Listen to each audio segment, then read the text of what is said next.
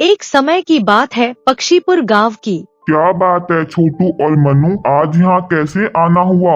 प्रधान जी, दरअसल बात यह है कि हमें गांव से बाहर जाना था, बस आपसे आज्ञा लेने आए थे। नहीं, कोई मना नहीं है, पर असल में रेगिस्तान में कोई जाना नहीं चाहता। वैसे तुम दोनों वहाँ क्यों जाना चाहते हो?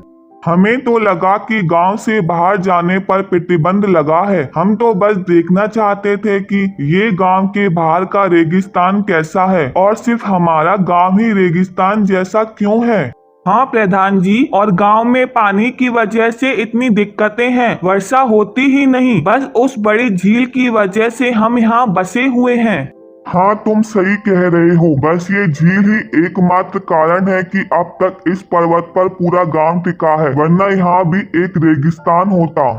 लेकिन दिक्कतें तो अब भी है प्रधान जी। ये झील कोई स्थायी उपाय नहीं है। हम सोच रहे थे कि बाहर जाकर देखें, शायद कुछ समझ में आए हमारे और हम गांव वालों की मदद कर पाएं। दोस्त तो बहुत बढ़िया है। ठीक है, तुम दोनों जाओ, पर अपना ध्यान रखना। प्रधान से आशीर्वाद लेकर दोनों वहां से निकल पड़े। धन्यवाद छोटू, अपने साथ लाने के लिए। मुझे भी इस काम के लिए कुछ करना है और तुमने मुझे भी प्रयास करने का एक मौका दिया। अरे, इसमें मैंने कुछ नहीं किया, बस कुछ करने की चाह होनी चाहिए। फिर हमारा साथ ना भी होता तब भी तुम इस यात्रा पर निकल ही जाते। चलो अब हम चलते हैं पानी की तलाश में, ऐसी जगह जहां हम गांव वालों को ले जा सकें। तीनों रेगिस्तान में निकल पड़ते हैं और एक साथ कोई नई जगह ढूंढने लगते हैं। पूरा दिन ढूंढने के बाद उन पक्षियों को कुछ नहीं मिलता और रात हो जाती है। आज तो हाथ में बस ये रेत आई, कुछ ऐसा मिला ही नहीं जिससे गांव का भला हो सके। हाँ, क्या हमें यहाँ इस रेत में कुछ मिलेगा भी? आज का दिन बीता नहीं और तुम दोनों ने अभी से शिकायतें शुरू कर दी। पर जहाँ तक नजर जा रही है, बस रेत ही रेत दिखती है। अभी तो बस एक दिन हुआ है, हमें और समय देना होगा, तब जाकर कुछ पंख लगेगा। अगर इतनी जल्दी कोई उपाय मिल जाता तो गांव में इतनी दिक्कत होती ही क्यों? हाँ, सही कह रहे हो। वो सब छोड़ो, लेकिन रेगिस्तान में रात के समय काफी ठंड लगती है। लगता ही नहीं है कि ये वही दोपहर वाला रेगिस्तान है। हाँ, सही कहते हो। तुम्हारी बात सुनकर मुझ में एक नया उत्साह आ गया है छोटू। अब चलो सो जाते हैं और कल फिर अपनी खोज को आगे बढ़ाएंगे। तीनों पक्षी टेंट में चले जाते हैं। अगला दिन होता है और तपती धूप में फिर सफर शुरू होता है। अरे सोनू, पानी रखा तो है? हाँ, पानी तो है। तुमने अभी कुछ देर पहले ही पानी पिया था ना। अब थोड़ा सब्र करो। हाँ मनु, थोड़ा रुक जाओ। हाय गर्मी, इतनी धूप है मानो पसीना भी सूख लेगा। तीनों धूप में उड़ रहे थे, तभी मनु चिड़ा, जो कि बहुत ही थका हुआ था, अचानक बहुत ही खुश नजर आने लगता है। उसे कुछ दूरी पर एक पेड़ और झील दिखाई देता है। अरे छोटू, वो देखो झील। कहाँ है झील? वो दूर देखो, वो दूर से ही दिख रहा है और वहाँ एक नारियल का पेड़ भी है। सोनू और छोटू भी उस झील को देखते हैं और उन्हें भी वही झील और पेड़ दिखाई देती है। जरा देखो यहाँ कितना पानी है। बस अगर ये झील गांव को मिल जाए तो गांव फिर से पहले जैसा हो जाएगा। हाँ, और हमारा ये सफर सफल हो जाएगा। हाँ सोनू, जल्दी करो और ये पानी पीने के लिए भर लो। हाँ, बस अभी भरता हूँ। रुक जाओ, कोई भी ये पानी नहीं पिएगा। तो कौन बोला? मैंने बोला। इस झील और इन पेड़ों का मालिक नाम है जिन्न। अरे, ये आवाज कहाँ से आ रही है? नीचे तो देखो। तीनों पक्षी नीचे की ओर नजर करते हैं और देखते हैं कि वहाँ एक जिन्न है जो कि कद में बहुत छोटा है। हमने तो कहानियों में सुना था आपके बारे में, पर आप तो सच में बड़े बौने निकले। मजाक उड़ाते हो मेरा? ऐसा जादू चलाऊंगा कि सारी हेकड़ी निकल जाएगी। अरे माफ कीजिए जिन जी, हमारी ही गलती है। हम तो अपने गांव की समस्या का हल ढूंढने निकले थे। गांव की झील का पानी अब सूख गया है और हमें बड़ी दिक्कतें हो रही हैं। कृपया कीजिए और हमें इस झील का इस्तेमाल करने दीजिए। मन के साफ लगते हो, पर मैं ये झील तुम्हें नहीं दूंगा। तुम्हें अगर मेरी मदद चाहिए तो बदले में कुछ देना होगा। पर हमारे पास ऐसा कुछ है भी जो हम आपको दे सके।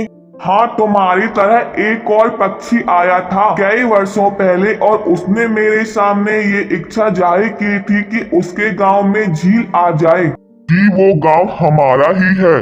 हाँ, और उस पक्षी ने अपना वादा पूरा नहीं किया और वरदान के बदले जो मेहनत करने का वादा उसने किया था वो उसने नहीं निभाया और झील पाकर मुझे भूल गया। अच्छा, तो अब हम क्या करें जिन जी?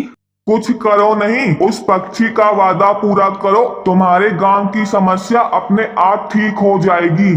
पर उसने ऐसा क्या वादा किया था? वैसे मैं आपको पहले ही बता दूं कि हमारे गांव में कद ऊंचा करने की दवाई नहीं मिलती। दुष्ट पक्षी फिर मजाक उड़ाता है मेरे छोटे कद का। माफ कीजिएगा जिंजी, मैं इसे समझा दूंगा और कद शरीर से नहीं कर्मों से ऊंचा होता है। हाँ, तुम समझदार लगते हो। तुम जाओ और अपने पुरखों का वादा पूरा करो। वो सब तो ठीक है, पर वो वादा आखिर है क्या और हम उसे पूरा कैसे करें? इस रेगिस्तान को हरा भरा करने का और इसे पूरा कैसे करना है ये मैं नहीं बताऊंगा, ये जाकर खुद पता करो। क्या? अब जाओ, छू मंतर हो जाओ। जिन्न के ये कहते ही तीनों वहाँ से गायब हो गए और अपने गांव में पहुँचे तीनों एक दूसरे को आश्चर्य से देखने लगे। अरे ये तो गजब हो गया, आंख झपकते ही हम वापस गांव में आ गए। हाँ, वो छोटू जिन जी तो असल जिन निकले। वो सब तो ठीक है, पर परेशानी बहुत बढ़ जाएगी। आखिर हम रेगिस्तान को हरा भरा करेंगे कैसे? हाँ, और हमारे पास उस छोटू जिन जी के अलावा और कोई चारा भी तो नहीं है, वही हमारी मदद कर सकते हैं। लगता है कि सब व्यर्थ हो गया। हमारे पास तो इतना पानी भी नहीं है कि हम पूरे गांव की खेती पहले की तरह कर पाएं। तीनों निराश होकर अपने घर की तरफ निकल जाते हैं। कई दिन बीत जाते हैं, कोई मार्ग नहीं निकलता। ऐसे में एक दिन तीनों प्रधान के घर जाते हैं और प्रधान को वो सारी बातें बताते हैं। तुम तीनों ने बहुत अच्छा काम किया जो ये बात मुझे बताई। इसका मार्ग मेरे पास है। कैसा मार्ग प्रधान जी? दरअसल कई पुश्तों से बीज की कुछ बोरियां हैं जो कि उसे दी जाती हैं जो इस गांव का प्रधान बनता है। पिछले प्रधान ने मुझसे कहा था कि ये बोरियां मैं संभाल कर रखूं। ये बोरियां जादुई हैं और इनके इस्तेमाल से रेगिस्तान एक दिन हरा भरा हो जाएगा। क्या सच प्रधान जी?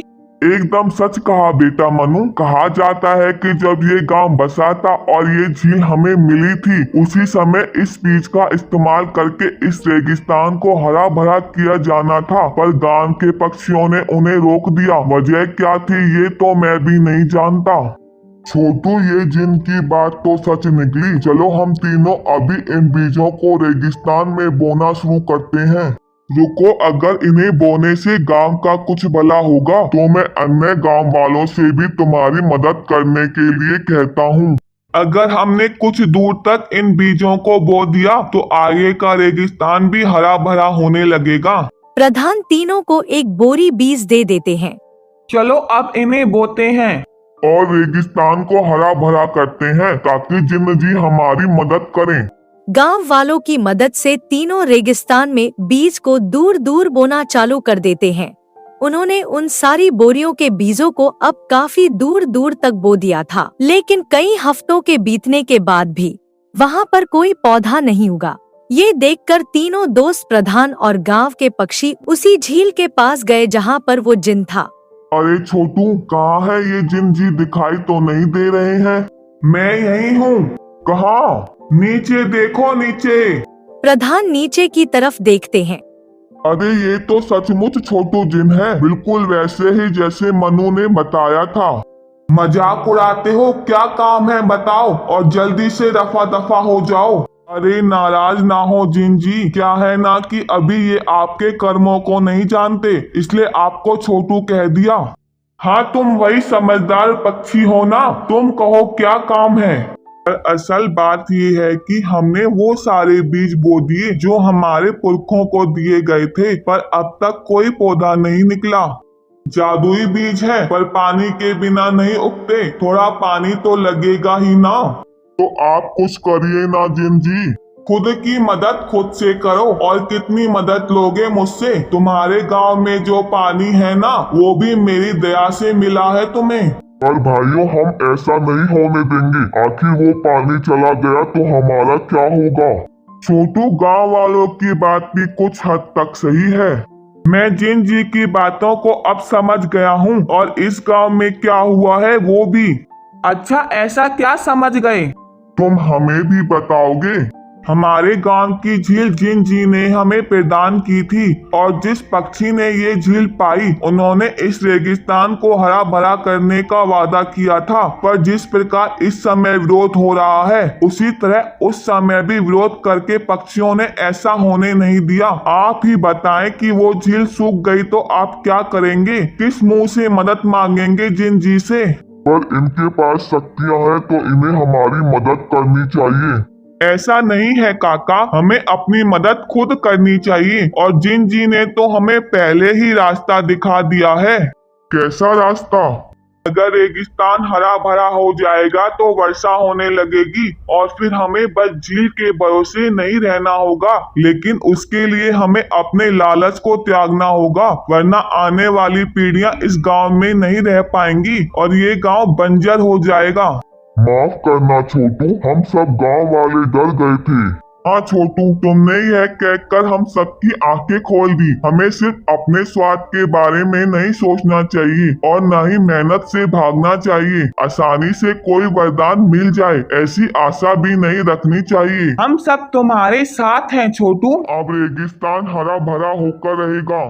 मैंने कहा था ना कि ये समझदार है। जाओ अब सब काम पर लग जाओ, मात्र एक दिन में ही ये रेगिस्तान हरा भरा हो जाएगा।